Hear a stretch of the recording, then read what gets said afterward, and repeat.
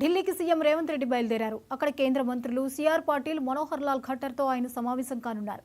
సాగునీటి ప్రాజెక్టులు, నిధులపై వారితో చర్చించనున్నట్లు తెలుస్తోంది. సీఎం వెంట మంత్రి ఉత్తమ్ కూడా హస్తినకు వెళ్తున్నారు.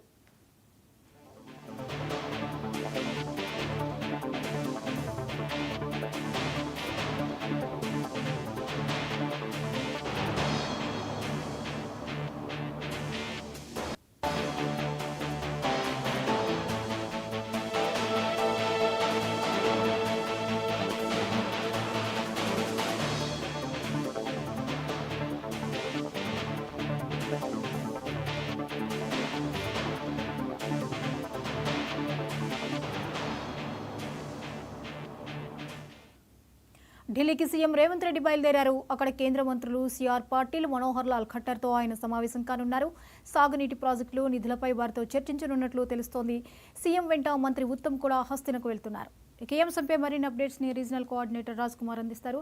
రాజ్ కుమార్, ఢిల్లీకి సీఎం రేవంత్ రెడ్డి పర్యటన నేపథ్యంలో ఆయన ఎవరెవరిని మీట్ అయ్యే అవకాశం ఉంది? అసలు దీనికి ఎటువంటి ప్రాధాన్యత రాబోతోంది?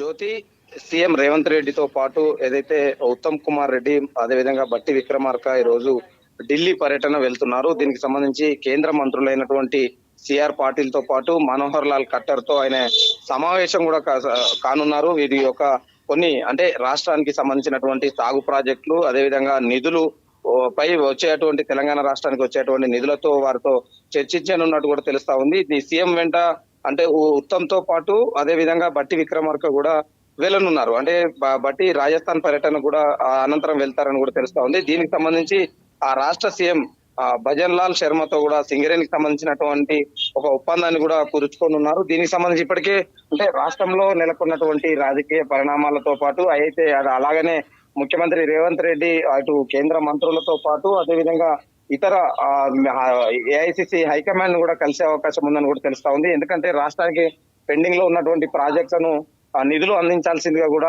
ఏదైతే రాష్ట్రానికి రావాల్సిన నిధులు కోరే అవకాశం ఉంది. దీనికి సంబంధించి ఢిల్లీలో అన్ని ఏర్పాట్లు కూడా పూర్తి చేయడం జరిగింది. కేంద్ర మంత్రులతో సమావేశం కానున్నట్టు కూడా తెలుస్తా ఉంది. అయితే తెలంగాణ రాష్ట్రంలో రాష్ట్ర విభజన సమయంలో కొన్ని హామీలు కూడా ఇవ్వడం జరిగింది. ఏదైతే రాష్ట్ర సంబంధించి పెండింగ్ ప్రాజెక్టులకు సంబంధించి నిధులు విడుదల చేయాలని కూడా కోరే అవకాశం ఉంది.